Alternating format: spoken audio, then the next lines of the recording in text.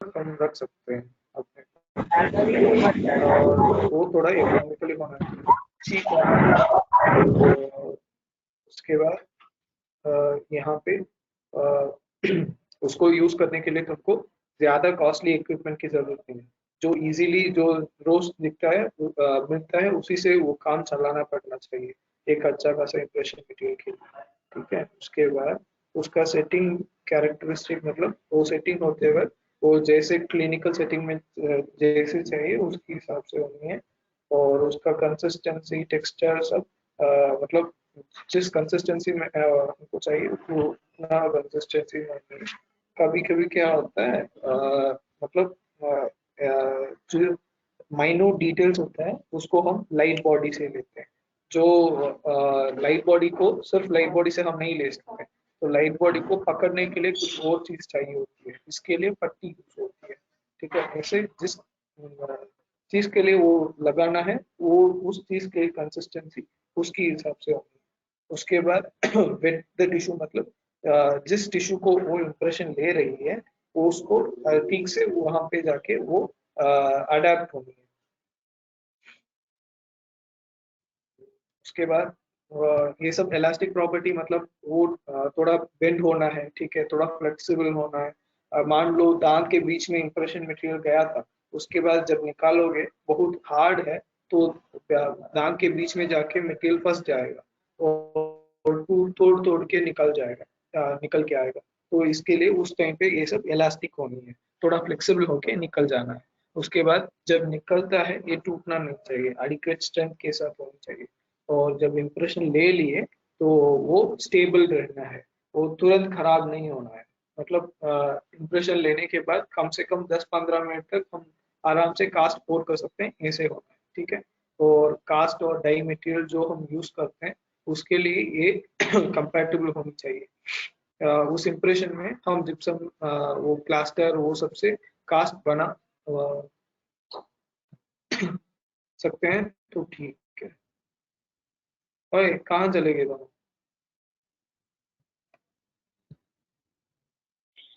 Hello. हाँ boss हम ठीक तो यही हैं। ठीक।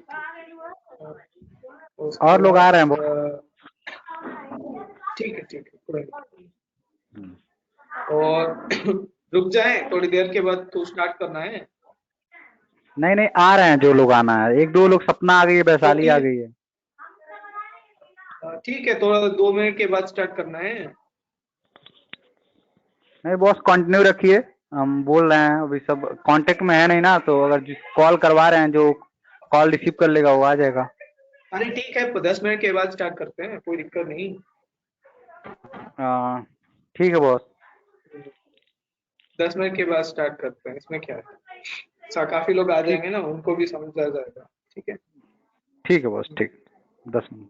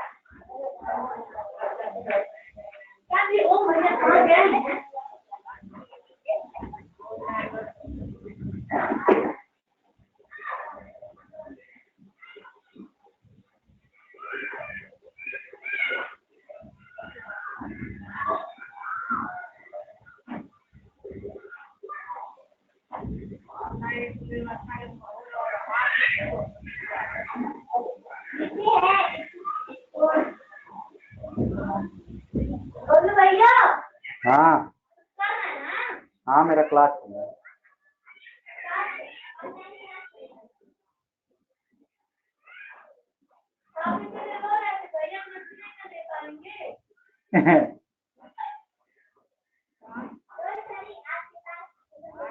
जो मेरी होती है, ठीक है। तो हाइड्रोफिलिक हाइड्रोक्लोराइड में दो आती है, एक अगार हाइड्रोक्लोराइड होती है, दूसरा हम रोज यूज करने वाला एल्जीनेट। उसके बाद इलास्टोमर में चार चीजें आती है, एक तो पॉलीसल्फाइड हो गया, दूसरा कंडेंसेशन सिलिकॉन, तीसरा एडिशन सिलिकॉन, चौथा पॉलीइथर। ठीक है, हमारे डिपार्टमेंट में एल्जीनेट यूज करते हैं, condensation silicone, polyether, addition silicone, और उसके बाद वाइड रजिस्ट्रेशन में ये दोनों यूज करते हैं, और रिजिड इंप्रेशन में zinc oxide eugenol impression compound ये दोनों यूज करते हैं। इसके अलावा लेटेस्ट में ऑप्टिकल इंप्रेशन, डिजिटल इंप्रेशन भी है। ठीक है, तो एक एक के बारे में देख लेते हैं। पहले तो इंप्रेशन कंपाउंड, अब सीडी बनाने के लिए वो जो सीडी का पेशेंट आते हैं उनको प्राइमरी इंप्रेशन के लिए इंप्रेशन कंपाउंड से हम बनाते हैं। ठीक है, इसका तीन मेन कैरेक्टरिस्टिक होता है, एक तो रिजिड हो गया, दूसरा थर्मोप्लास्टिक मतलब गर्म पानी में डाल के उसको हम मोड़ सकते हैं, उसके बाद म्यूको कंप्रेसिव मतलब जब टिश्यू पे डालते हैं, नाप लेते हैं, उस टाइम ये टिश्यू को दबाता है मतलब कंप्रेस करता है, तो ये म्यूको कंप्रेसिव हो गया। ठीक है, तो उसके बाद इसकी कॉम्पोजिशन क्या क्या है इतना काफी लिखने की जरूरत है, सिर्फ ये जान लो उसमें थोड़ा वैक्सेस होती है, थोड़ा थर्मोप्लास्टिक रेसिन्स होती है, उसके अलावा फिलर मतलब उसका जो स्ट्रेंथ दिलाने के लिए कुछ चीज डाला जाता है, इसका सिर्फ काम होता है उसका स्ट्रेंथ बढ़ाना। ठीक है, तो उसके बाद वो उसको ठीक से हम मोड़ने के लिए प्लास्टिसाइजर्स होता है। ठीक है, और एक एक के लिए एक एक काम होती है। वैक्स डालने से वो जब गर्म करते हो उस टाइम पे वैक्स क्या होता है, सॉफ्ट हो जाता है ना, वो होता है। उसके बाद वो वैक्स होने से वो बहुत ब्रिटल हो जाता है, ब्रिटल मतलब वो टूट अ, वो क्या होता है, टूट जाता है, जब ज्यादा फोर्स डालते हो उस टाइम वो टूट जाता है। उसके बाद उसको कोई टेस्ट नहीं होती, उसका कोई स्मेल नहीं होती। ठीक है, उसके बाद थोड़ा ग्रीसी ग्रीसी होता है जब टच करते हो। ठीक है, उसके बाद थर्मोप्लास्टिक रेसिन होता है, वो थर्मोप्लास्टिक होने से जब गर्म करते हैं उसको वो थोड़ा सॉफ्ट बन जाता है। उसके बाद फिलर क्या होता है, मतलब वो सिर्फ फिलर मतलब क्या होता है कि सिर्फ वो उसका स्ट्रेंथ बढ़ाएगा, जब अंदर से उसका कुछ सब्सटेंस देगा उस टाइम पे क्या होगा, वहां पे उसका स्ट्रेंथ बढ़ता है, तो उसको विस्कोसिटी, विस्कोसिटी मतलब थोड़ा मतलब वो बहुत गीला नहीं होगा, पानी जैसा नहीं होगा, थोड़ा वो थोड़ा कंसिस्टेंसी में होता है ना, उसको विस्कोसिटी बोलते हैं। उसके बाद उसका रिजिडिटी मतलब वो थोड़ा स्ट्रांग होता है नॉर्मल से।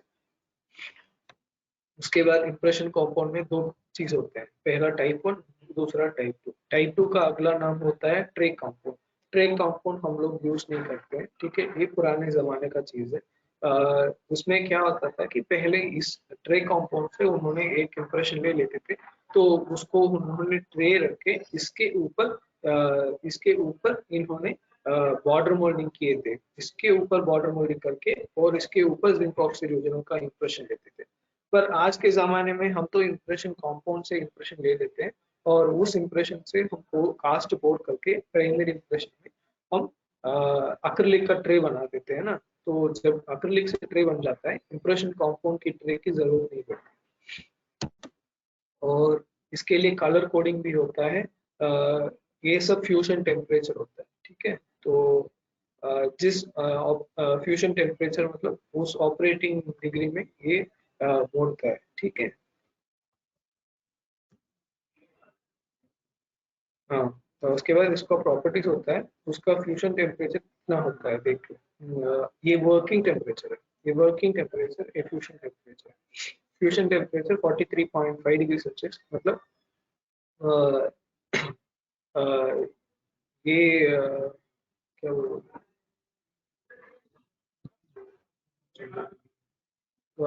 मतलब ये बहुत छोड़ो, मैं बाद में बता दूँ। और उसका थर्मल कंडक्टिविटी मतलब ये एक जगह पे गर्म है करोगे तो दूसरे जगह पे ठंडा ही रहेगा कभी कभी। ठीक है, तो क्या होता है इसमें थर्मल कंडक्टिविटी जानते हो ना, गर्मी उसमें पास नहीं होती है उतना ज्यादा। ठीक है, तो उसके बाद उसका linear coefficient of thermal expansion, मतलब उसको जब हीट करते हैं वो थोड़ा एक्सपेंड करता है, ठीक है। वैसे जब इसको हीट करते हैं इसका एक्सपेंशन थोड़ा ज्यादा होता है, ठीक है। तो लीनियर थर्मल एक्सपेंशन इसका ज्यादा है। उसके बाद ग्लास 39 डिग्री सेल्सियस के ऊपर ये इसका फ्लो रेट बहुत बढ़ जाता है, ठीक है। आराम से इसको मोड़ सकते हो, पर 39 डिग्री सेल्सियस के नीचे इसको उतने अच्छे से मोड़ नहीं पाएगा, ठीक है। उसके बाद ये वो इम्प्रेशन मटेरियल को कैसे करेंगे तो ठीक से इम्प्रेशन आएगा। उसको ज्यादा देर तक उसको हीट नहीं करना है और टिश्यू के साथ ठीक से उसको अडेप्ट करनी है, ठीक है। उसके बाद उस जो भी ट्रे या कॉपर बैंड से हम इम्प्रेशन लेते हैं वो थोड़ा रिजिड होनी चाहिए, क्योंकि ये मटेरियल खुद रिजिड है, तो इसको पकड़ने के लिए जो चीज होता है वो इससे भी थोड़ा स्ट्रांग होनी चाहिए, ठीक है। तो उसके बाद जब इसको इम्प्रेशन को मुंह से निकालते हैं उस टाइम पे इम्प्रेशन मतलब वो हार्डन होनी चाहिए, ठीक है, क्योंकि वो उसको तुम हीट करके मुंह के अंदर रखोगे तो क्या होगा वो थोड़ा बोला भाई, किसी को डाउट है? हेलो, ठीक है। हाँ क्या होता है हाँ इसको थोड़ा हीट करके जब मुंह पे डालते हो उसका फ्लो रेट थोड़ा बढ़ जाता है, ठीक है। जब इसका फ्लो रेट बढ़ जाता है तो उस टाइम पे जब इम्प्रेशन लोगे उस टाइम पे वो आराम से फ्लो करता रहेगा, ठीक है। उसके बाद उसको मोल्ड करके उसको ठीक से बना दोगे। पर क्या होता है ये धीरे धीरे गर्मी कम होती है, कूल होती है, ठीक है। तो इसमें इसका कारण ये होता है कि इसका थर्मल कंडक्टिविटी बहुत कम है। अगर इसके अंदर गर्मी चला जाता है तो धीरे धीरे ही वो उससे गर्मी निकलेगी, ठीक है। और एक जगह से गर्मी निकल जाएगी तो इसका मतलब नहीं है कि दूसरी जगह पे मतलब गर्म नहीं है, मतलब सारा जो उसका सर्कमस्टेंस है सब कुछ हार्डन होने के बाद ही इंप्रेशन को निकालना है, ठीक है। उसके बाद उस उसमें हम जितना जल्दी हो सके उतना जल्दी हम कास्ट पोर कर देनी चाहिए, ठीक है। उसके बाद इसका एडवांटेज क्या क्या होता है, ये रिजिड होता है, उसके बाद ये इनएक्सपेंसिव होता है, बहुत इजी, उतना तो महंगा नहीं है। उसके बाद इससे थोड़ी कोई टॉक्सिसिटी नहीं है, ठीक है। उसके बाद का डिसएडवांटेज क्या होता है, जब इससे नाप लेते हैं ये टिश्यू को कंप्रेस करता है, ये टिश्यू को आराम से नाप नहीं लेता है। टिश्यू को कंप्रेस करके जब नाप लेता है तो टिश्यू को वो मतलब जो नाप लेते हैं वो थोड़ा ओवर एक्सटेंडेड हो जाती है, ठीक है। और ये रिजिड होने की वजह से मान लो कहीं पे अंडरकट है, अंडरकट मतलब कहीं आप लोगों को बाद में मैं डायग्राम दिखाता हूँ, ठीक है। तो उसके जैसे मान लो दांत के बीच में कोई छोटा छोटा गैप होता है ना, उसके अंदर ये नहीं घुस गया तो निकल नहीं पाएगा, ठीक है। तो इसके लिए क्या होना है, उस टाइम पे ये अंडरकट जहाँ पे होता है उस रेंज में इसको यूज नहीं कर सकते, ठीक है। उसके बाद इसका थर्मल एक्सपेंशन थोड़ा ज्यादा होता है, ठीक है। उसके बाद इसका सरफेस डिटेल रिप्रोडक्शन जो है वो थोड़ा ज्यादा है। उसके बाद जिंक ऑक्साइड यूजनल इम्प्रेशन पेस्ट, क्या होता है जिंक ऑक्साइड यूजनल इम्प्रेशन पेस्ट, हम लोग जब सेकेंडरी इम्प्रेशन लेते हैं ना उस टाइम पे एक मिक्स करते हैं ना, वो होता है जिंक ऑक्साइड यूजनल। वो भी रिजिड इम्प्रेशन मटेरियल है, वो भी इरिवर्सिबल, मतलब वो केमिकल रिएक्शन से सेट होता है। उसको हम गर्म करके नहीं उसको मोड़ते हैं, उसको हम दो पेस्ट मिक्स करेंगे तो आराम से वो हार्ड हो जाएगा, ठीक है। तो उसका कॉम्पोजिशन ये होता है, पहले ट्यूब में क्या होता है व्हाइट कलर का एक पेस्ट आता है, वो होता है जिंक ऑक्साइड, ठीक है। तो उसके साथ थोड़ा वेजिटेबल ऑयल या मिनरल ऑयल भी मिलाया होता है, ठीक है। उसके बाद दूसरा होता है यूजनॉल, ठीक है, वो रेड कलर का पेस्ट होता है सेकेंड ट्यूब। तो इसमें यूजनॉल का ऑयल होता है। उसके बाद गम या पॉलीमर पॉलीमरेज रोसिन बोलते हैं, ठीक है। ये भी थर्मोप्लास्टिक रेसिन जैसा ही है, जब इसको गर्म करते हैं इसको मोड़ सकते हो, ठीक है। मतलब ऐसा है उसका, पर इसमें केमिकल रिएक्शन होने से इसमें उतना मोड़ने की जरूरत नहीं पड़ती। पर ये पॉलीमरेज रोसिन जब डालते हो इसका जो सब्सटेंस बनता है वो थोड़ा अच्छे सा बनता है, ठीक है। तो उसके बाद इसका भी कुछ बॉडी होने के लिए, विस्कोसिटी बनाने के लिए फिलर डालते हैं, ठीक है। फिलर यूजुअली सिलिका क्वार्ट्ज ये सब डालते हैं पोर करके। उसके बाद रेसिनस बाल्सम डालते हैं। वो क्या करती है, वो थोड़ा इसका फ्लो को बढ़ाती है और उसको मिक्सिंग प्रॉपर्टी को बढ़ाती है। और जो ये रिएक्शन होता है उसको बोलते हैं कि कीलेशन रिएक्शन।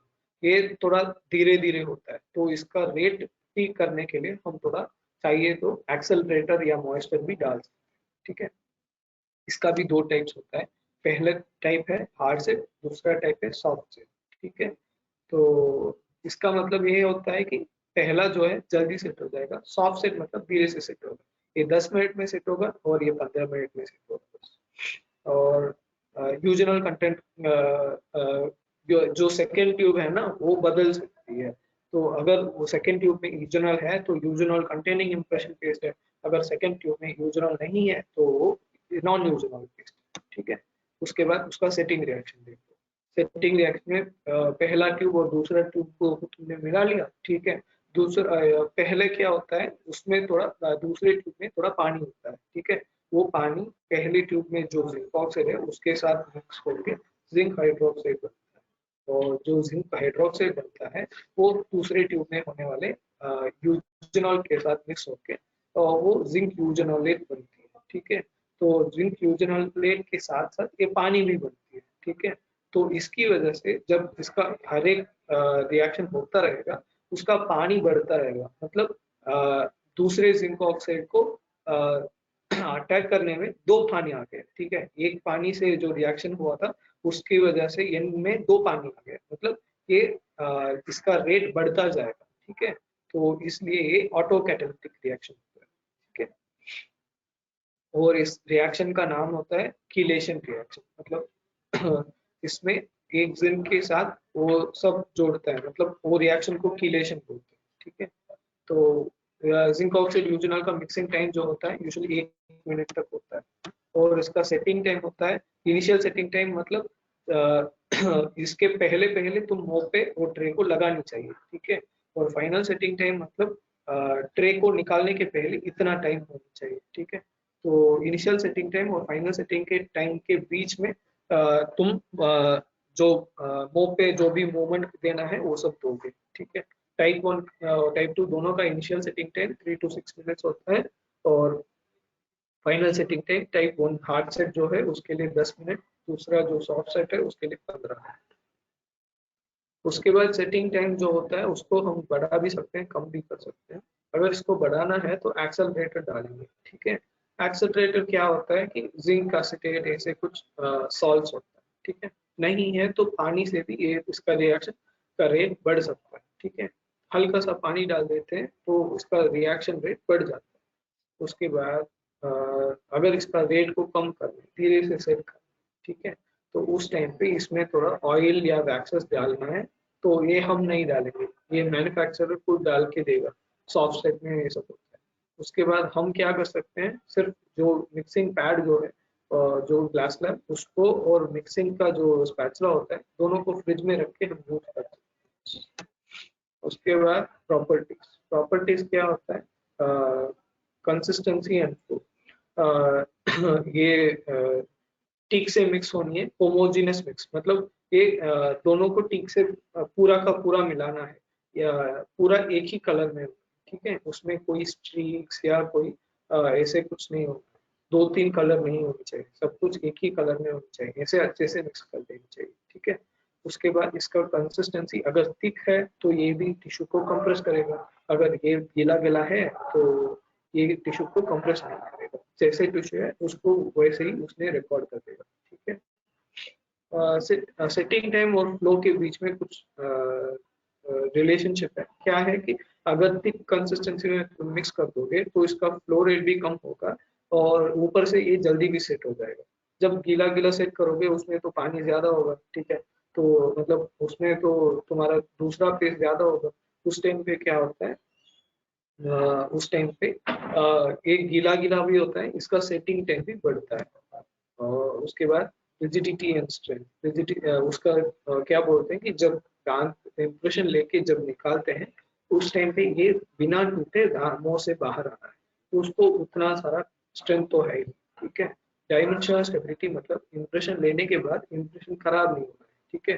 तो ये जो मटेरियल है उसकी वजह से इंप्रेशन खराब नहीं होगा, पर सिर्फ एक की वजह से खराब हो सकता है, वो होता है कि जिस ट्रे से एक्रिलिक ट्रे से तुम बनाओगे ना, अगर एक्रिलिक ट्रे वार्पेज होने का संभावना है, ठीक है, तो सिर्फ वो ट्रे खराब होने से इंप्रेशन खराब हो सकती है, मतलब बाकी जो इंप्रेशन मटेरियल की वजह से कुछ खराब नहीं। उसके बाद इसका एडवांटेज क्या क्या होता है, ये तो रिजिड हो गया, उसको सफिशिएंट वर्किंग टाइम मिलता है। उसके बाद उसका सरफेस डिटेल रिप्रोडक्शन बहुत अच्छा होता है। उसके बाद इसका स्टेबिलिटी भी बहुत अच्छा है। उसके बाद अगर कोई पैचवर्क करना है, जब मान लो एक इम्प्रेशन ले रहे हो और पैलेट में ठीक से नहीं है, ठीक है, तो सिर्फ उस जगह पे थोड़ा इम्प्रेशन डाल के तुम ले सकते हो इम्प्रेशन, ठीक है, तो वहां पे तो वो ठीक हो जाएगा।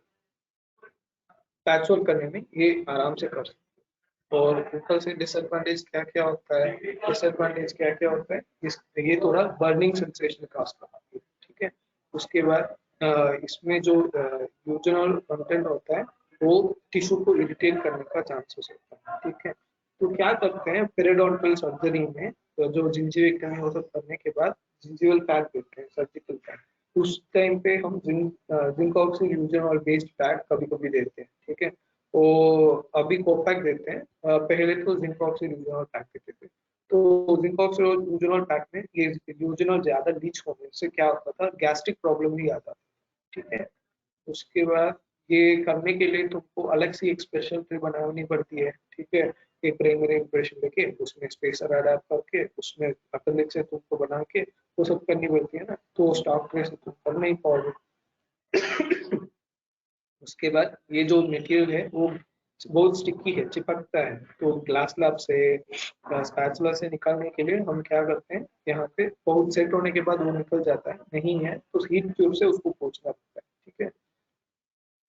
और ये इनएलास्टिक है, मतलब ये अगर अंडरकट कहीं पे जाके फंसा तो इसको निकालने में दिक्कत हो जाती है, अगर निकलना है तो ये टूट के निकल के आएगा, ठीक है। और नॉन यूजनल इंप्रेशन बेस्ड होता है, जिसका जो सेटिंग रिएक्शन होता है ये सपोनिफिकेशन रिएक्शन होता है। जो यूजनल इंप्रेशन मटेरियल था वो उसका सेटिंग रिएक्शन कीलेशन रिएक्शन था, ठीक है, उसमें कीलेज बनता था। पर इसमें क्या होता है कि सोप बनता है, सिर्फ इसमें दूसरे जो ट्यूब है उसमें यूजनॉल के बदले इन्होंने कार्बोक्सिलिक एसिड या ऑर्थो इथॉक्सी बेंजोइक एसिड, ठीक है, ईबीए बोलते हैं, तो उसको यहाँ पे दूसरी ट्यूब में डाल देते हैं, ठीक है। तो वहां पे ये कॉम्पाउंड बनता है। इसका भी एक डिसएडवांटेज है, क्या है कि इसका जो टेस्ट और इसका स्मेल है ना बहुत खराब है। और इम्प्रेशन प्लास्टर, देखो इम्प्रेशन प्लास्टर तो हम लोग यूज नहीं करते, ठीक है, वो हिस्टोरिकल पता चलता है। क्या होता है कि जो जिप्सम प्रोडक्ट होता है उसका 5 टाइप होता है ना, उसका पहला टाइप इम्प्रेशन प्लास्टर होता है, ठीक है। उसमें भी वही beta calcium calcium sulphate hemihydrate होता है, ठीक है। पर इसमें प्लास्टर ऑफ पेरिस से जो अलग चीज होता है वो ये पोटेशियम सल्फेट होती है, मतलब इम्प्रेशन तो जल्दी से होनी चाहिए ना, इसलिए उसको जल्दी सेट करने के लिए वो एक्सेलरेटर ये एक्सेलरेटर की तरह काम करता है। और यूजुअली प्लास्टर क्या होता है वो थोड़ा एक्सपैंड होता है, इसलिए हम क्या करते हैं आर्टिकुलेशन ये सब करने के बाद उसको हम बंद करके उसके ऊपर हम पानी रख देते हैं ना, तो बॉटल या वैसे कुछ लगा के दबा के रखते हैं, क्यों, ये प्लास्टर जो है सेट होने के बाद एक्सपैंड होता है, ठीक है। तो इसको कम करने के लिए हम पोटेशियम सल्फेट यूज करते हैं। ऊपर से ये जब पोटेशियम सल्फेट डाल देते हो ये बहुत जल्दी सेट होने का संभव, तो उसको सेटिंग रिएक्शन ठीक करने के लिए तुम बोराक्स ऐड करोगे। बोराक्स क्या करता है, वहां पे सेटिंग रिएक्शन को थोड़ा डिले करता है।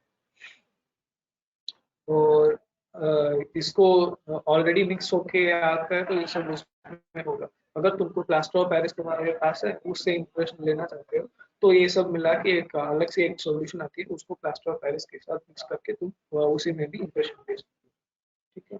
तो सॉल्युबल इंप्रेशन प्लास्टर एक होता है, उसमें क्या होता है कि प्लास्टर के साथ साथ पोटेटो स्टार्च भी मिला देता है, ठीक है। पोटैटो स्टार्च क्या होता है कि आलू से बन के आता है, ठीक है। तो उसको ऐड करने से ये जो इम्प्रेशन मटेरियल का मिक्स जो है वो बहुत स्मूथ होती है। उसके बाद ये थोड़ा स्टिकी स्टिकी मतलब ये चिपकता है ट्रे से। उसके बाद ये इनर्ट फिलर की तरह भी काम करती है। जब प्लास्टर सेट होता है उस टाइम पे वहाँ गर्मी होती है, ठीक है। जब इसको लगा देते हैं वो जो गर्मी होती है प्लास्टर के अंदर, वो उसका जो इंटेंसिटी थोड़ा कम हो जाता है, टेम्परेचर रेंज थोड़ा कम करता है। उसके बाद प्लास्टर ऑफ पेरिस और इम्प्रेशन प्लास्टर के बीच में क्या फर्क है कि उसमें तुम पोटेशियम सल्फेट डालते हो तो इसकी वजह से वहां पे सेटिंग रेट जो है जल्दी हिट हो जाता है और सेटिंग एक्सपेंशन कम होता है, ठीक है। तो उसके बाद इसमें क्या होता है कि इसका स्ट्रेंथ बहुत कम होता है क्योंकि इसमें पोटैटो स्टार्च वो सब मिला के रखे हैं ना। वो क्या होगा, आलू तो गीला गीला रहेगा ना वहां पे, हम्म। तो सिर्फ पोटैटो स्टार्च से हम इम्प्रेशन नहीं ले सकते। तुमको ऐसा होता है कि आलू का पाउडर है पोटैटो स्टार्च मतलब, ठीक है। तो हम्म। आलू के पाउडर में अगर पानी डालोगे तो वो स्वेल करके कुछ स्पॉन्ज स्पॉन्ज जैसे ही रहेगा ना, उसमें क्या हाँ। इम्प्रेशन लोगे, इम्प्रेशन नहीं रहेगा। तो इम्प्रेशन मटेरियल, असली इम्प्रेशन मटेरियल जो है वो प्लास्टर ऑफ पेरिस होता है, ठीक है। उसमें तुम कुछ कुछ एडिटिव्स डाल के उसको इम्प्रेशन मटेरियल जैसे बना रहे हो, ठीक है। बस ठीक। अ, ओके। ठीक है, और उतना ही। हाँ हो। जब आलू का जो स्टार्च डाल देते हो उसका स्ट्रेंथ थोड़ा कम हो जाता है। क्यों स्ट्रेंथ कम होना है उसका कारण मैंने बताया, ठीक है। बस उसके बाद ये प्लास्टर ऑफ पेरिस में क्या क्या एडवांटेज है, मतलब इसका जो सरफेस डिटेल रिकॉर्डिंग होता है बहुत अच्छा होता है।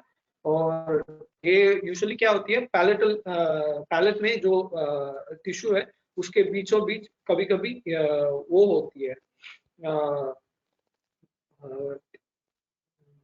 सैलिवरी ग्लैंड होती है, ठीक है। उसको पैलेटल हम्म। सैलिवरी ग्लैंड बोलते हैं, ठीक है। तो उसमें से जो सलीवा आती है वो पैलेट पे ऊपर कभी कभी वो मुकोइड होती है, ठीक है। तो वो पैलेट के ऊपर रहेगी, ठीक है। जब इंप्रेशन मटेरियल डालोगे वो क्या होता है, पैलेट इसलिए ठीक से रिकॉर्ड नहीं होगी। पर क्या होता है, प्लास्टर ऑफ पेरिस ये सब जो सेक्रेशन है सबको ऑब्जर्व कर देता है, तो और पैलेट के साथ ठीक से अडेप्ट होता है। तो पैलेटल जो सिक्रेशन की वजह से कुछ खराब नहीं होती। उसके बाद इसका जो सरफेस डिटेल रिकॉर्डिंग बहुत अच्छा होता है। और इसमें तुमने एक्सेलरेटर, एंटी एक्सपेंशन सॉल्यूशन वो सब डालते हो, इसलिए उसका स्पीड ऑफ सेटिंग हैंडलिंग थोड़ा जल्दी होता है। और प्लास्टर तो मिक्स करना बहुत इजी है, एल्जेनेट मिक्स करने से प्लास्टर मिक्स करना बहुत इजी है ना, तो इसी मैनिपुलेशन, ठीक है। और ये बहुत टिश्यू फ्रेंडली मटेरियल है, टिश्यू को बहुत कंप्रेस नहीं करेगा, ठीक है। तो मिनिमम टिश्यू डिस्प्लेसमेंट के साथ साथ एक इंप्रेशन बन जाएगा, ठीक है। उसके बाद इतना अच्छा ही है तो बुराई भी होनी चाहिए ना। तो क्या होता है, ये तो टिश्यू को कंप्रेस नहीं करेगी, वही इसको बुराई बोल देते हैं, ठीक है। कंप्रेस करती है तो उसका डिसएडवांटेज में कंप्रेस बोलते हैं। अगर कंप्रेस नहीं करती है तो ये कंप्रेस नहीं करता, डिसएडवांटेज बोल देते हैं, ठीक। तो ये सब लिखने की बात होती है। उसके बाद क्या होती है, ये क्या होता है, किसी के मुंह पे ज्यादा सलेवा आता है, ठीक है। ज्यादा सलेवा आता है मतलब क्या होता है, प्लास्टर ऑफ पेरिस तो तुमको पता है। प्लास्टर ऑफ पेरिस में अगर पानी हम थोड़ा ज्यादा डाल देते हैं तो ऊपर वाला जो लेयर जो है थोड़ा डिसॉल्व होके चले जाएगा। ऐसे भी इस इंप्रेशन में भी जो आफ्टर पोर्शन जो है, कभी कभी अगर ज्यादा मुंह पे ज्यादा वो धूप निकलती है तो ऊपर वाली जो पोर्शन है वो बहुत स्ट्रांग नहीं होगी, वो भी निकल के मतलब वो भी वॉश आउट हो जाएगी इजीली। उसके बाद एक्सोथर्मिक रिएक्शन मतलब जो जब प्लास्टर सेट होता है वो गर्म होती है, ठीक है। मुंह के अंदर अगर गर्मी निकलती है तो पेशेंट को अच्छा नहीं लगेगा ना। और उसके बाद ये प्लास्टर जो है उसके ऊपर अगर तुम कोई मटेरियल से पोर करना है तो ये इंप्रेशन के ऊपर तुम सेपरेटिंग मटेरियल यानी तुम CMS या वैसलीन लगाओगे, ठीक है। जब वैसलीन लगा के उसके बाद इंप्रेशन पोर करोगे उसका जो सरफेस डिटेल रिप्रोडक्शन जो होता है वो ठीक से वो कास्ट में नहीं आती। इंप्रेशन तो काफी अच्छा आ जाती है पर जब कास्ट बन के आती है उसमें ट्रांसफर ऑफ डिटेल्स उतना अच्छा नहीं होता है क्योंकि बीच में तुम सेपरेटिंग मीडिया डाल रहे हो, उसके बाद अगर कोई अंडरकट है वहां पे फंस गया तो टूट टूट के निकल के आएगी। उसके बाद इम्प्रेशन वैक्स क्यों बोलते हैं? इम्प्रेशन वैक्स कोई कोई कोई वैक्स होता है उससे भी थोड़ा नाप ले लेते हैं, ठीक है। उसका फंक्शनल इंप्रेशन या फिजियोलॉजिक इंप्रेशन बोलते हैं। क्या होता है, मतलब नॉर्मल वैक्स नहीं होती है ये। इसमें दो टाइप है, कोरेक्टा या आयोवा वैक्स बोलते हैं। कोरेक्टा में 4 टाइप है, 1 2 3 4, ठीक है। तो टाइप 1 बहुत हार्ड होती है, ठीक है, वो पिंक कलर का होती है। टाइप 2 क्या होती है, टाइप 1 से थोड़ा सॉफ्ट होती है, ठीक है, तो इसका कलर येलो होती है। और टाइप 3 होती है रेड कलर, ठीक है, ये टाइप 3 से थोड़ा सॉफ्ट होती है। सबसे सॉफ्ट मटेरियल जो होता है वो टाइप 4 होता है, ये ऑरेंज कलर में होता है, ठीक है। इसमें क्या करते हैं कि ये जो वैक्स होता है बहुत अच्छे से फ्लो करे, ठीक है। इसको हीट करके पहले पे तुम नाप ले लोगे, ठीक है। क्या करोगे इसमें, एक्चुअली इसका डायग्राम मेरे पास नहीं है, चाहिए तो आपको बाद में मैं भेज देता हूँ किसी को। क्या होता है, पहले एक अच्छे से एक इम्प्रेशन ले लेंगे, किसी कंपाउंड या पीपीएस सब कुछ अच्छे से रिकॉर्ड कर लेंगे। उसके बाद क्या करेंगे, उसके ऊपर बैक्स कोट करेंगे एक अच्छे से इम्प्रेशन के ऊपर।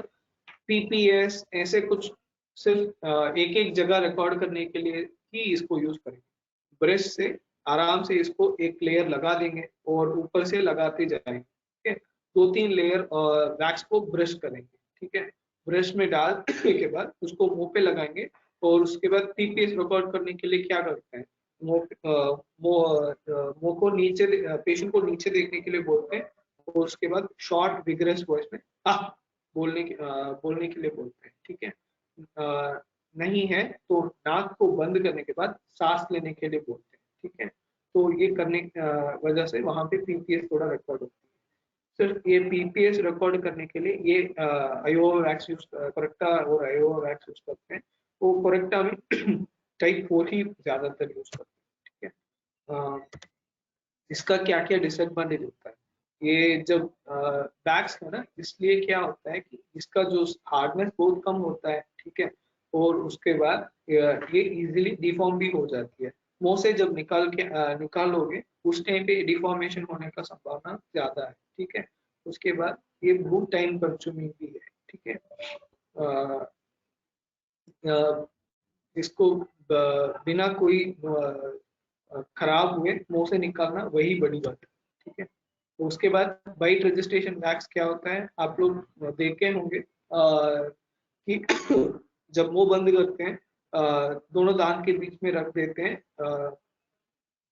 आलू वैक्स बोलते हैं ना, आलू वैक्स इस कलर में होता है, ठीक है, ग्रे कलर में होता है। उसके बाद उसको हीट करके दोनों दांत के बीच में रख देते हैं और मुंह को बंद करने के लिए बोलते हैं, ठीक है।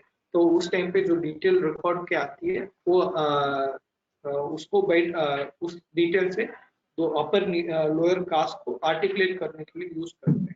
तो उसका नाम होता है बाइट रजिस्ट्रेशन। उसके बाद अभी तो बहुत इंपॉर्टेंट मटेरियल के लिए आ गए, ठीक है। पहले होता है अगर इलास्टिक इम्प्रेशन मटेरियल में पहले अगार इम्प्रेशन मटेरियल, ठीक है। ये इसका अलग भी एक नाम है, उसका नाम है रिवर्सिबल हाइड्रोक्लोराइड। हाइड्रोक्लोराइड मतलब ये सीवीड से निकलता है, ठीक है। तो ये गर्म करने से ये सॉफ्ट हो जाती है, ठंडा करने से ये हार्ड हो जाती है, इसलिए इसको रिवर्सिबल हाइड्रोक्लोराइड, ठीक है। इसमें ये सब कॉन्स्टिट्यूएंट्स होता है, ठीक है। ये सब पढ़ लेना, इसमें कोई उतना तो बताने की चीज नहीं है, ठीक है। आगार तो आगार होता है, ठीक है। उसके बाद इसमें बोराक्स ऐड करोगे क्योंकि आगार का स्ट्रेंथ बढ़ाने के लिए, ठीक है। पर क्या होता है, बोराक्स तुमको पता है कि जिप्सम का रिटार्डर है, ठीक है, जिप्सम को सेट होने से थोड़ा रोकता है। तो क्या होता है, आगार से इंप्रेशन लेने के बाद जब कोई स्टोन या प्लास्टर से हम पोर करते हैं तो उस टाइम पे वो प्लास्टर या जो स्टोन जो है वो ठीक से सेट नहीं होती है। तो तो उसका सरफेस लेयर जो है बहुत खराब रहती है, ठीक है। इसलिए उसको ठीक करने के लिए एक सरफेस हार्डनर भी ऐड करते हैं। सरफेस का हार्डनर पोटेशियम सल्फेट होता है यूजुअली। ये जो जो बोरैक्स की वजह से जो जो खराबी हो रही है वो सब ये सब ठीक कर देगा। ठीक है, तो पोटेशियम सल्फेट का काम ये है कि ये जो अगार है ना उसको रेगुलेट करना नहीं, अगार के ऊपर जो impression die material cast material तुम पोर करोगे उसको बिना खराबी से बचाने के लिए ये पोटेशियम सल्फेट यूज होते हैं। और अगार मतलब वो थोड़ा उसमें पानी वो सब रहता है ना, तो फंगल इन्फेक्शन होने का संभावना बहुत दिन से स्टोर करके रखते हैं, तो anti fungal agent alkyl benzoyl use करते हैं। ठीक है, उसके बाद फिलर मतलब उसको विस्कोसिटी बढ़ाने के लिए कुछ कुछ मतलब मिट्टी जैसे चीज होता है। ठीक है, सिलिका मतलब मिट्टी, उसको ऐड करते हैं, बस उससे क्या होता है कुछ फर्क नहीं पड़ता है, उसका जो विस्कोसिटी बढ़ता है, उसका रिजिडिटी बढ़ता है, उसका स्ट्रेंथ बढ़ता है बस। और ऊपर से इसके अगर के साथ साथ ये पानी भी होता है उसमें, और चाहिए तो तुमको कलरिंग और फ्लेवरिंग एजेंट भी ऐड कर सकते हो। क्या होता है ये देख ले,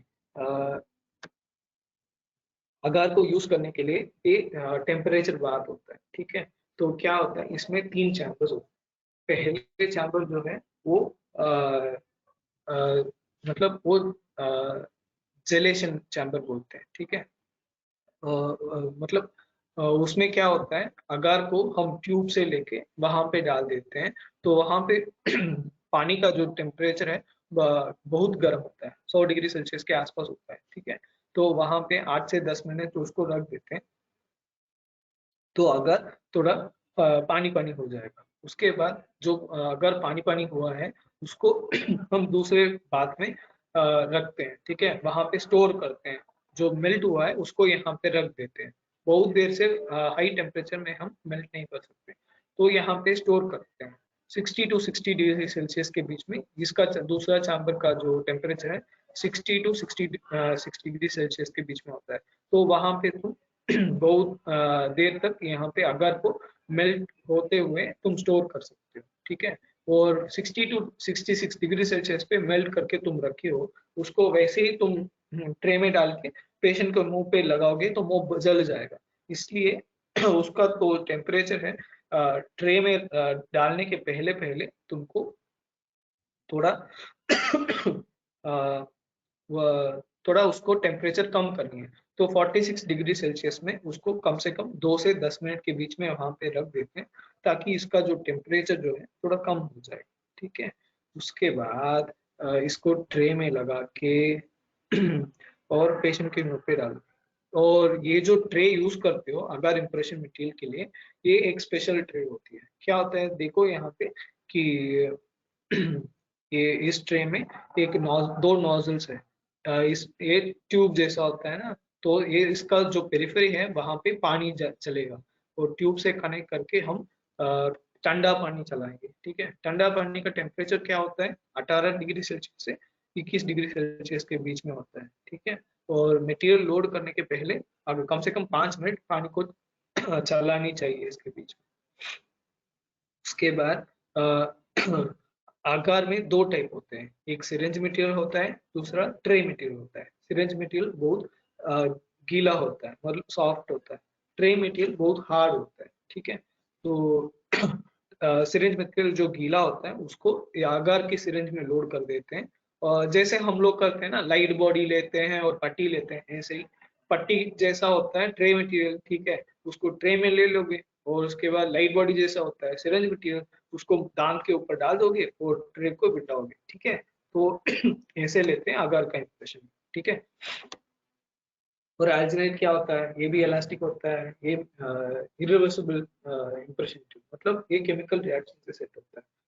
एल्जिनेट में क्या करोगे, पाउडर में पानी डालोगे, मिक्स करोगे तो आ जाएगा, 3 से 4 मिनट तक ये सेट हो जाएगा। ठीक है, तो इसमें क्या क्या रहता है, सॉल्युबल सॉल्ट ऑफ एल्जिनिक एसिड, उसमें क्या ज्यादातर रहता है अनहाइड्रो बीटा डी मैनोरोनिक एसिड ज्यादा रहता है। ठीक है, और उसके बाद उसमें कैल्शियम सल्फेट डाइहाइड्रेट भी डालते हैं, मतलब थोड़ा जिप्सम प्रोडक्ट भी डाल देते हैं, ताकि जब एल्जिनेट सेट होता है ये calcium sulphate dihydrate calcium provide करेगा। ठीक है, तो क्या होता है सेटिंग रिएक्शन बहुत जल्दी हो जाता है। ठीक है, तो एल्जिनेट और कैल्शियम के बीच में जो रिएक्शन है बहुत इंस्टेंटेनियस होती है, तो इसको थोड़ा ऐसे ही रखते हैं, तो हम इम्प्रेशन लेने के लिए हमारे पास काफी टाइम नहीं मिलेगी। तो उसको इम्प्रेशन को थोड़ा रिएक्शन थोड़ा कम करने के लिए हम लोग ट्राइसोडियम फॉस्फेट भी ऐड करते हैं, ठीक है। वो रिटार्डर की तरह काम करता है। और एल्जिनेट में क्या होता है, कभी कभी पाउडर निकल के आएगा जब इम्प्रेशन मटेरियल रखते हो, वहां से पानी मतलब पाउडर निकाल के आ जाएगा, ठीक है। जब पाउडर को ज्यादा मतलब तुम ब्रीथ करोगे तो लंग प्रॉब्लम ज्यादा आएगा। तो उसके लिए क्या करते हैं, ग्लाइकॉल थोड़ा ऐड कर देते हैं, पॉलीथिलीन ग्लाइकॉल, पॉलीप्रोपिलीन ग्लाइकॉल, ऐसे। तो उसकी वजह से एल्जिनेट का जब पाउडर निकाल के हवा में मिक्स होती है वो कम हो जाती है, ठीक है। तो उसको बोलते हैं डस्टलेस एल्जिनेट। उसके बाद थोड़ा मिट्टी भी उसमें मिक्स कर देते हैं, डायटोमेशियस मतलब थोड़ा मिट्टी होती है, ठीक है। थोड़ा सबसे ज्यादा देखो वही होती है एल्जिनेट। जो रिएक्टर या रिटार्डर कुछ नहीं होता उसमें, सिर्फ डायटोमेशियस जो फिलर होता है जिसका कोई काम ही नहीं है वो ज्यादा होता है। इसका काम क्या है, उसमें उसका स्ट्रेंथ दिलाना और उसका कोहेशन बढ़ाना, और ऊपर से उसका कंसिस्टेंसी को मेंटेन करना। उसके बाद उसका रिएक्शन रेट को अल्टरनेट करने के लिए potassium sulphate, potassium titanium fluoride ये भी डालते हैं, ठीक है। उसके बाद चाहिए तो तुमको flavouring agent, colour indicator, pigment वो सब भी डाल सकते हैं। एल्जिनेट में भी दो टाइप है, एक तो फास्ट सेटिंग हो गया, दूसरा रेगुलर सेटिंग हो गया। दोनों में वर्किंग टाइम और मिक्सिंग टाइम अलग अलग है, ठीक है। तो वर्किंग टाइम 3 मिनट तक है, जो रेगुलर सेट में, उसका मिक्सिंग टाइम 1 मिनट है। वही तो फास्ट सेट में क्या होता है, इससे थोड़ा थोड़ा कम जल्दी सेट हो जाता है। तो ये 7 सेकेंड वाला मिक्सिंग टाइम क्या हो गया, 45 हो गया। तो सेट होने के लिए ये जो सेटिंग टाइम या वर्किंग टाइम जो होता है वो 1.5 मिनट से लेके 2 मिनट के बीच में होता है, ठीक है। तो इससे 1 मिनट कम हो गया बस। उसके बाद इसका जो सेटिंग रिएक्शन होता है जेलेशन रिएक्शन होता है। क्या है देखो, यहाँ पे पहले क्या होता है, एक कैल्शियम सल्फेट जो है वो ही रिएक्शन को स्टार्ट करेगा, ठीक है। अगर कैल्शियम सल्फेट पोटेशियम एल्जिनेट के साथ ये वहां पे रिएक्ट कर देता है, तो वहां पे जो फॉर्म होता है कैल्शियम एल्जिनेट, यही तो एल्जिनेट का फाइनल प्रोडक्ट होता है, ठीक है। तो पर क्या होता है, ये रिएक्शन बहुत जल्दी हो जाती है। तो उसको इम्प्रेशन मिक्स करके मुंह पे रखने तक हमको थोड़ा टाइम चाहिए ना। तो क्या करता है कैल्शियम सल्फेट, जब तक ये रिटार्डर होता है तो उसका क्वांटिटी खत्म करते वक्त ये रिटार्डर को यूज कर, रिटार्डर के साथ ये रिएक्ट करता है, ठीक है। जब ये रिटार्डर खत्म हो जाती है, उसके बाद जाके पोटेशियम एल्जिनेट के साथ रिएक्ट करता है, तो तुरंत वो कैल्शियम एल्जिनेट सेट हो जाता है, ठीक है। तो यहाँ पे जो कोई एक्सेलरेटर की काम नहीं होती, क्योंकि रिएक्शन ऑलरेडी फास्ट ही है। सिर्फ रिएक्शन कितने देर से होना है, कितने देर से तुमको सेटिंग आनी चाहिए, उसकी वजह से तुम रिटार्डर ऐड करोगे। उसके बाद कम से कम ट्रे और दांत के बीच में 3 से 4 mm का गैप होनी है बस। नहीं है तो एल्ज में थोड़ा टूट जाएगा। और ये जो एल्जिनेट इम्प्रेशन मटेरियल जो है जल्दी तुम पोर कर देनी चाहिए, नहीं है तो ये क्या होता है, बहुत खराब हो जाती है। इसको तुम वैसे ही रखते हैं तो भी श्रिंक होती है, क्योंकि इसका जो ऊपर वाला पानी जो है वो एवापोरेट हो जाती है। अगर इसको पानी में डाल के रखते हो तो पानी को ये ऑब्जर्व करके क्या होता है, ये स्वेल हो जाती है, ठीक है। तो ये सब होती है। उसके बाद रीसेंट डेवलपमेंट्स क्या क्या होता है इसमें, एडवांटेज, लेटेस्ट एडवांसेस, जो डस्ट आता था ना एल्जिनेट से, तो उसके लिए क्या कर लिए, ग्लाइकोल ऐड कर दिए, तो डस्टलेस एल्जिनेट बन गया। उसके बाद उसका जो कलर इंडिकेटिंग जो है वो सेट होने के बाद उसका कलर बदल जाता है, उसको क्रोमेटिक एल्जिनेट बोलते हैं, ठीक है। तो उसके बाद सिलिकॉनाइज्ड एल्जिनेट बोलते हैं। ये थोड़ा हाइब्रिड है। जो हम लोग एडिशन सिलिकॉन यूज करते हैं ना उसको, और एल्जिनेट के बीच वाला सब्सटेंस क्या होता है, सिर्फ इसमें जो पानी के बदले हम इसका सॉल्ट मिक्स करते हैं, ठीक है। तो ये इसमें क्या होता है कि दो पाउडर और दो अलग अलग पाउडर आती है, उसको तो मिक्स करने मतलब हम मिक्स करने, पानी डालने के पहले दोनों पाउडर को बाउल में डाल के पानी डाल के मिक्स करना होता है। ये एक सिस्टम हो सकता है, नहीं है तो दो पेस्ट सिस्टम हो सकता है।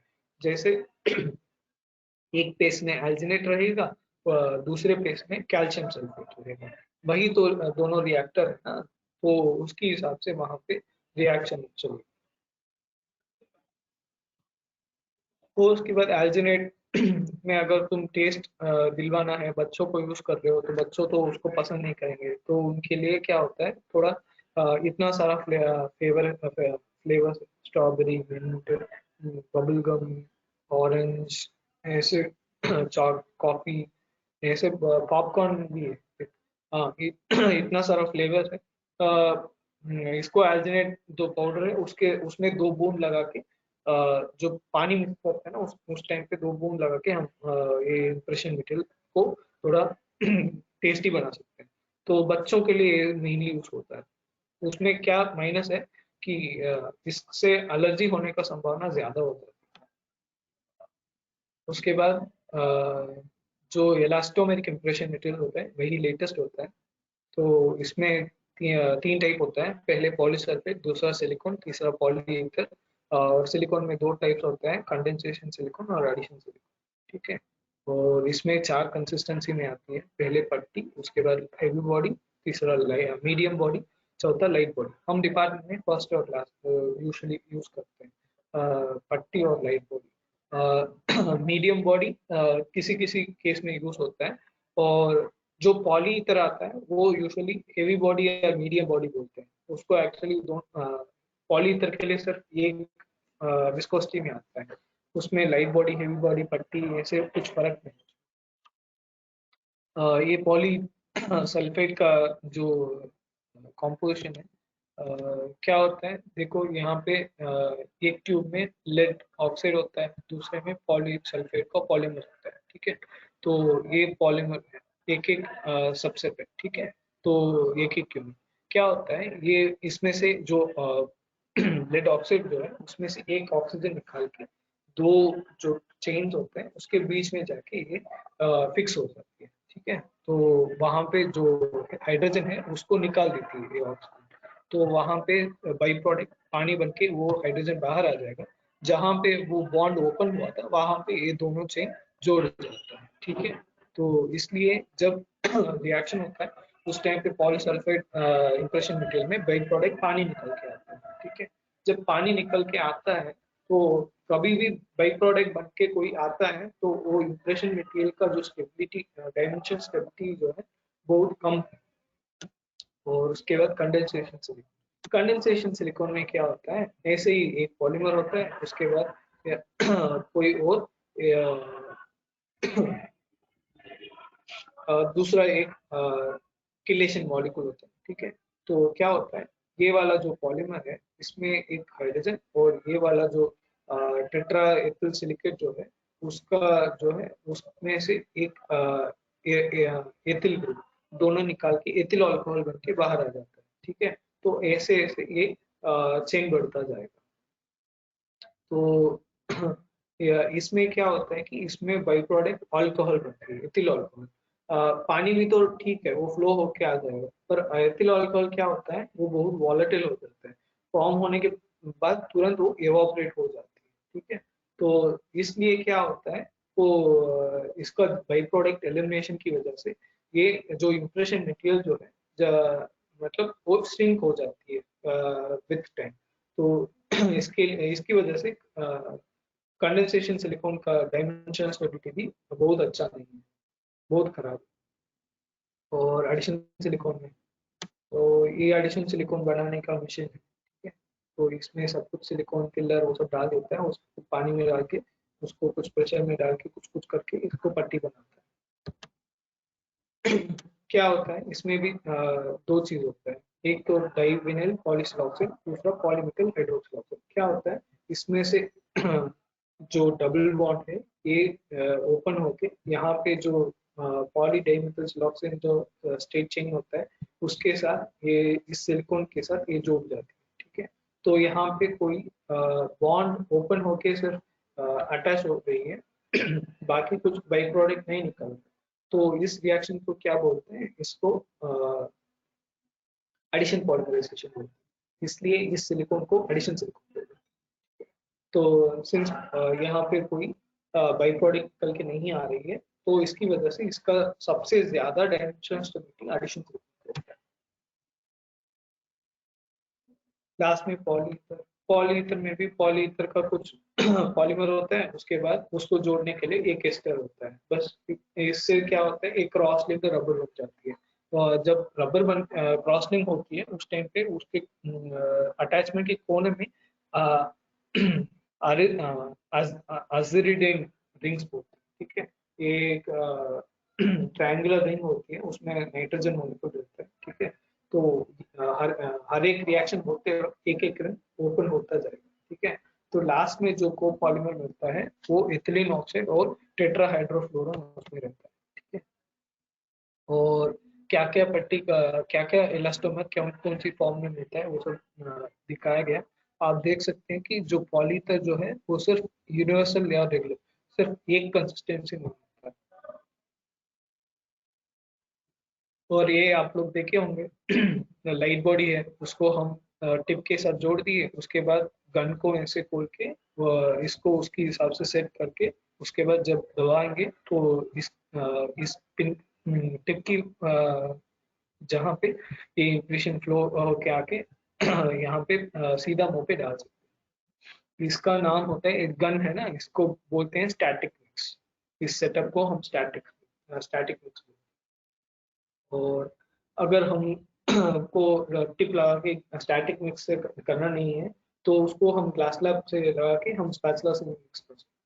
तो ये बन गया मैनुअल मिक्सिंग। उसके बाद पट्टी को ऐसे मिक्स करते हैं। तो ये एडिशन सिलिकॉन का पट्टी में कैसे मिक्स करना है ये दिखाया है। दोनों स्कूप में इक्वल इक्वल ले लिए, उसके बाद उसको दोनों हाथ में लगा बीच में लगा के उसको अच्छी तरह से हम मिक्स कर दिए। जब मिक्स करते हैं वो एक होमोजेनस कलर बन गई। जब ये होमोजेनस कलर बन गई इसको हम ट्रे में रख के इंप्रेशन देते हैं। क्या होता है इसका, एक एक प्रॉपर्टी बताएंगे।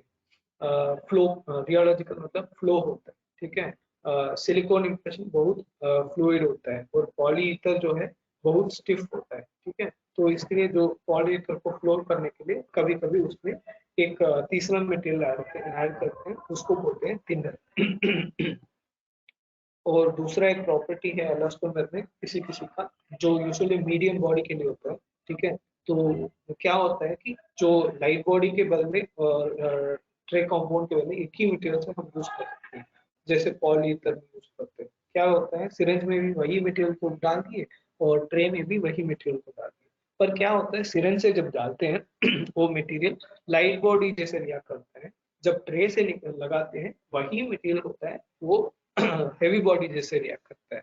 तो ये जो फर्क है उसकी प्रॉपर्टी में, इसको सूडोप्लास्टिसिटी बोलते हैं। जब उसको सिरिंज से लगाते हैं वो थोड़ा अच्छे से लाइट बॉडी की तरह काम करती है, तो इसको सूडोप्लास्टिसिटी बोलते हैं। तो यूजुअली पॉलीसल्फाइड में कैल्शियम हाइड्रोक्साइड रिएक्टर के साथ जो आता है वो, और पॉलीईथर जो है ये इसका प्रॉपर्टी उसमें वर्किंग टाइम और सेटिंग टाइम होता है। पॉलीसल्फाइड जो है ना धीरे से सेट होता है और पॉलीईथर सबसे जल्दी सेट हो जाता है। और डायमेंशन स्टेबिलिटी क्या बोल रहे हैं, इंप्रेशन लेने के बाद बहुत देर तक वो इंप्रेशन को रख सकते हैं, ये डायमेंशन स्टेबिलिटी होता है। हमने देखा था पॉलीसल्फाइड में पानी निकल के आती है और कंडेंसेशन सिलिकॉन में एथिल अल्कोहल निकल के आती है, ठीक है। तो इसकी वजह से क्या होता है वहां पे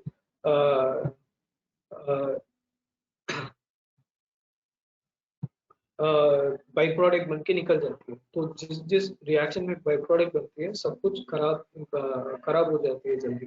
तो इसलिए पॉलीसल्फेट और कंडेंसेशन हम लोग अ, जल्दी इंप्रेशन को पोर कर देना चाहिए।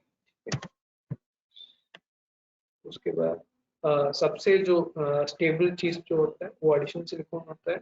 और सबसे जो अ, अ, मतलब जल्दी खराब होने वाला एक चीज होता है वो कंडेंसेशन सिलिकॉन। क्यों, इसमें एथिल अल्कोहल बनता है वो सीधा इवोपरेट हो जाता है। तो उसकी वजह से loss of by product condensation silicon में ज्यादा होने की वजह से वहां पे डायमेंशन स्टेबिलिटी बहुत कम है। और क्या होता है कंडेंसेशन सिलिकॉन और पॉलीसल्फेट इम्प्रेशन मटेरियल जो इम्प्रेशन जल्दी खराब हो जाती है, इसलिए एल्जिनेट में जैसे करते हैं उसमें भी जल्दी इम्प्रेशन पोर कर देते हैं। पर एडिशन सिलिकॉन जो है वो स्पेशल होती है, मतलब ये खराब तो नहीं होती, पर इसमें क्या है कि तुरंत तुम इम्प्रेशन नहीं पोर करते। क्या होता है एडिशन सिलिकॉन में इम्प्रेशन लेके 2 घंटे के बाद ही हम अपने इम्प्रेशन पोर कर सकते हैं। अगर जल्दी हमने पोर कर दिए ना, कास्ट के जो सरफेस है वहां पे थोड़ा टाइनी टाइनी वॉइड्स निकल के आती है, पिन पॉइंट वॉइड्स बोलते हैं, तो छोटा छोटा बबल होती है सरफेस। ये क्यों होती है, मतलब इम्प्रेशन जो मटेरियल जो है उससे हाइड्रोजन निकल के आता है। तो ये हाइड्रोजन निकल के आता है, उसकी वजह से इम्प्रेशन तो खराब नहीं होती, पर वो कास्ट जब सेट होती है वहां पे जाके इसके सरफेस में इनकॉर्पोरेट हो जाती है। उसके बाद इसका स्टिफनेस, पॉलीथर सबसे स्टिफेस्ट मटेरियल होता है और सबसे कम स्टिफ वाला पॉलीसल्फेट होता है।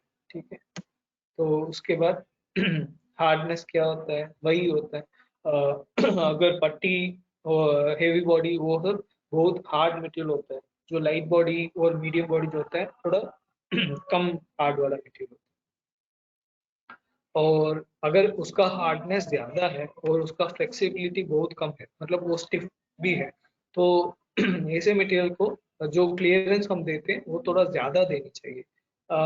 पॉलीइथर जो है वो बहुत स्टिफ भी है, ऊपर से उसका हार्डनेस भी बहुत ज्यादा है, तो इसलिए वहां पे उसका क्लियरेंस कम से कम ट्रे और दांत के बीच में 4 mm का गैप होना चाहिए। टीयर स्ट्रेंथ मतलब दांत के बीच बीच कभी इम्प्रेशन मटेरियल लगाते हैं तो इम्प्रेशन मटेरियल दांत के बीच में जाती है, और जब इम्प्रेशन को निकालते हैं बिना टूट तोड़े वो इम्प्रेशन वैसे ही आनी चाहिए। ठीक है, तो उस टाइम पे अगर उसके लिए टीयर स्ट्रेंथ की जरूरत है। इन केस इसको अच्छे से टीयर स्ट्रेंथ है, मतलब ये बिना टूट के निकल के आएगा। पॉलीसल्फेट को सबसे ज्यादा टीयर स्ट्रेंथ होता है, और उसके बाद पॉलीइथर सिलिकॉन को होता है। जो एल्जिनेट मटेरियल होता है वो दांत के बीच में अगर जाता है तो कभी कभी टूट के दांत के बीच में ही रह जाता है ना, तो उसका टीयर स्ट्रेंथ जो है सबसे खराब है। और detail reproduction, surface detail reproduction addition silicone और पॉलीइथर में बहुत अच्छा होता है, और कंडेंसेशन सिलिकॉन और पॉलीसल्फेट में उतना अच्छा डिटेल रिप्रोडक्शन नहीं होता है सरफेस का। इसका रीजन क्या होता है,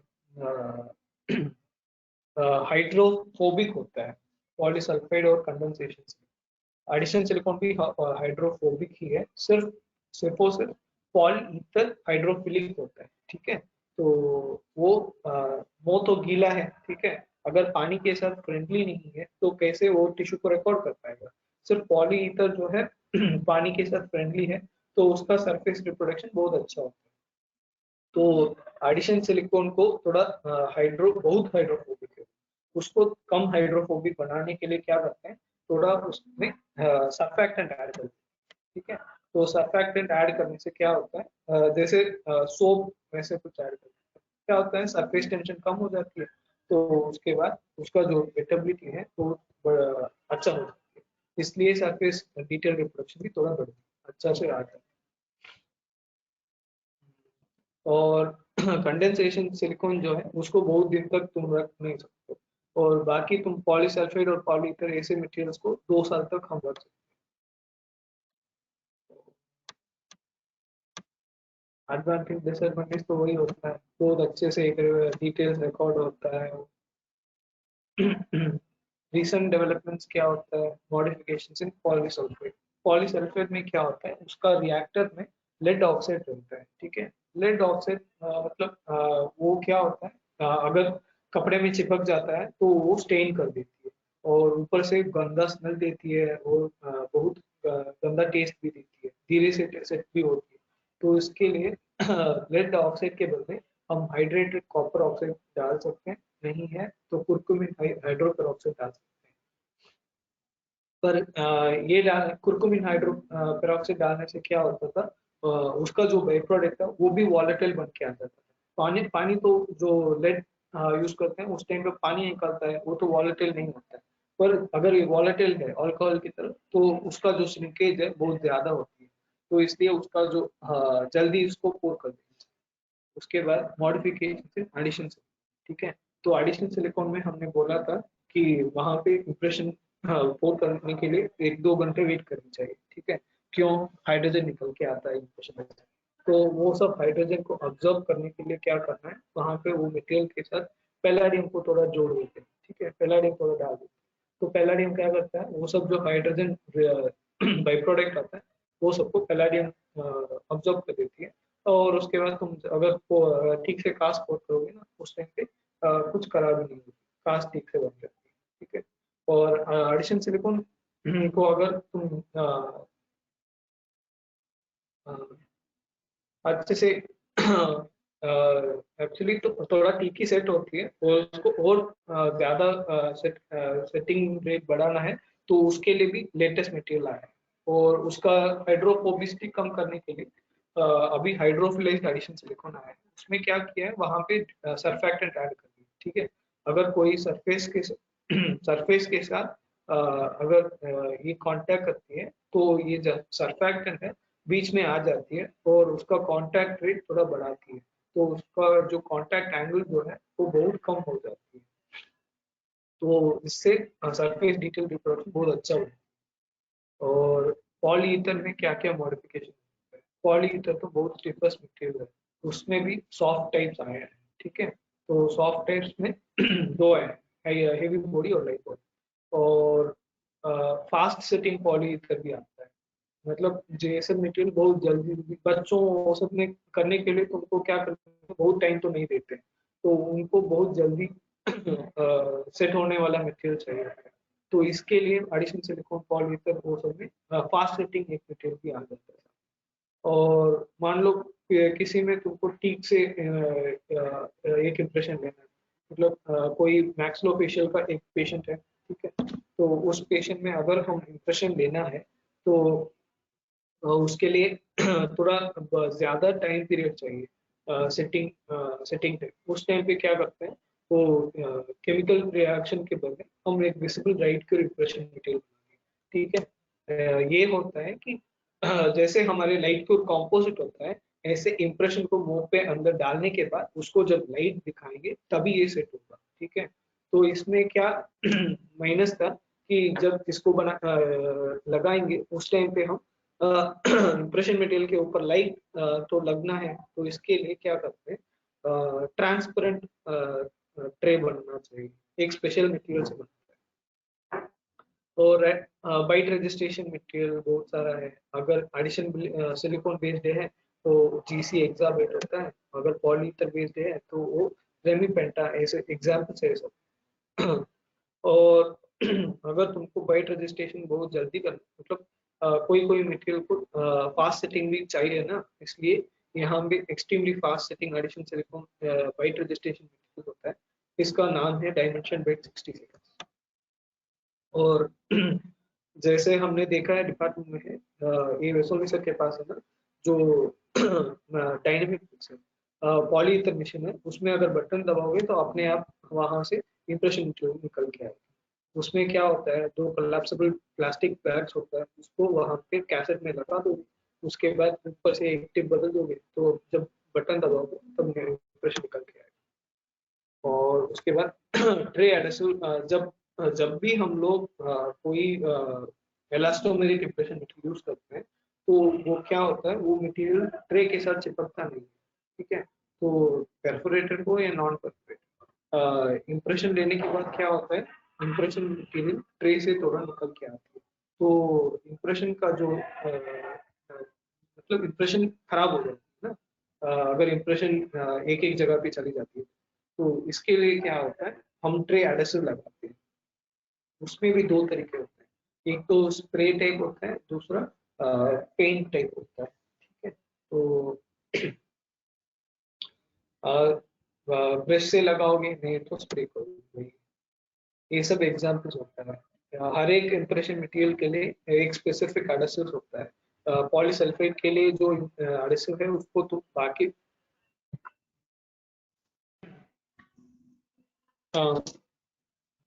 जो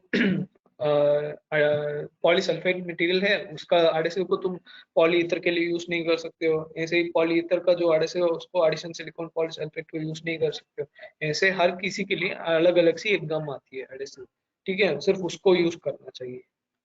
पर ये सब नहीं होता है, सिर्फ फेविक्विक जो है उससे काम चल जाता है। और इम्प्रेशन मटेरियल से इम्प्रेशन लेने का टेक्निक बहुत ज्यादा है।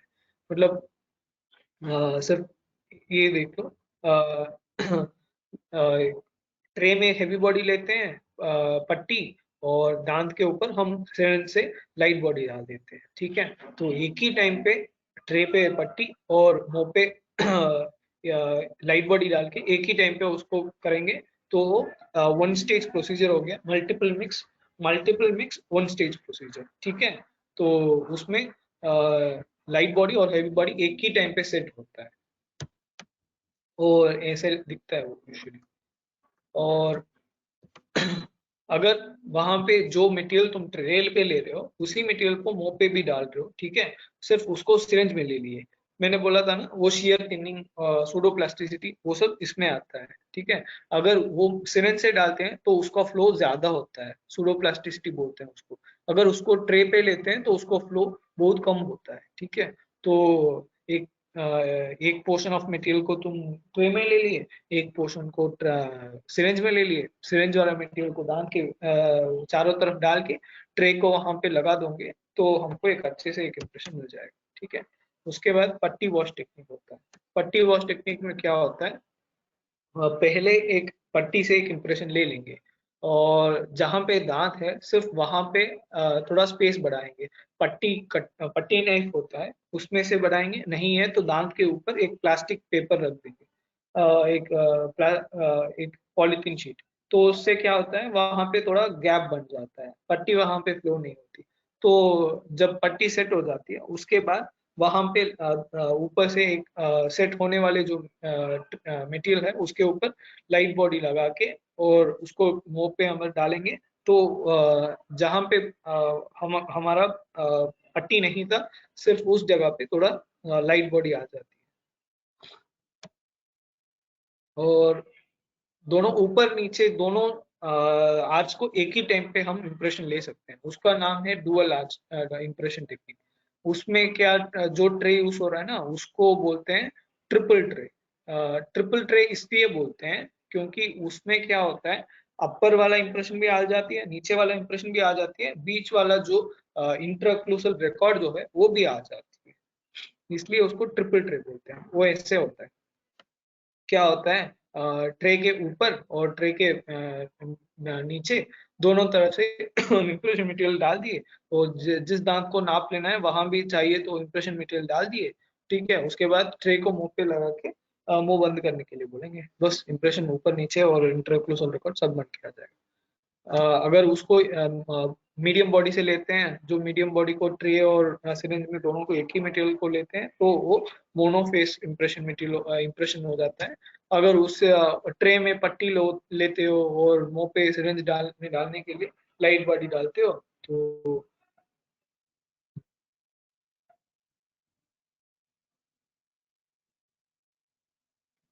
हाँ ठीक है बेटा, 5 मिनट में खत्म कर देते हैं। हो गया, खत्म हो गया।